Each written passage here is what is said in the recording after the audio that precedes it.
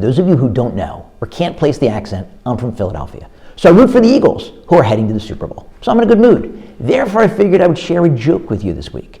The joke comes from a very unusual place, the middle of the Parshat. You'll say, wait, I read the Parshat. There were no jokes there. Yes, there is. Let's set the scene. Pharaoh, after 10 plagues, has finally freed the Jews from slavery.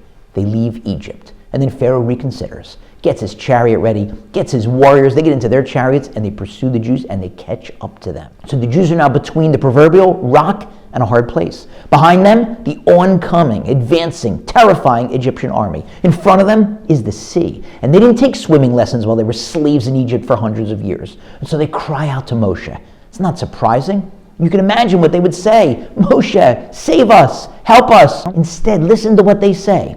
Moshe, was it because there weren't enough graves in Egypt that you took us out to the wilderness to die?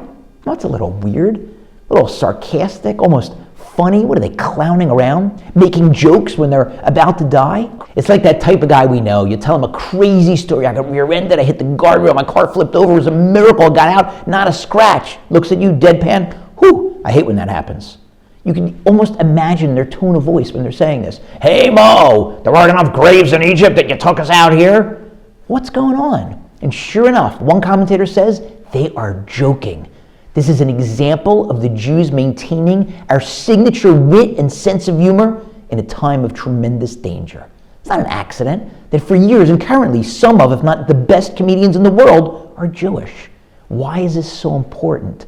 Well, first of all, if you can still make jokes during a difficult time, it's a way of showing you have faith in God. They are busting Moshe's chops. They're saying it with a smile, almost like, all right, Mo, how are you and God going to get us out of this one? What are you going to pull out of your endless bag of tricks?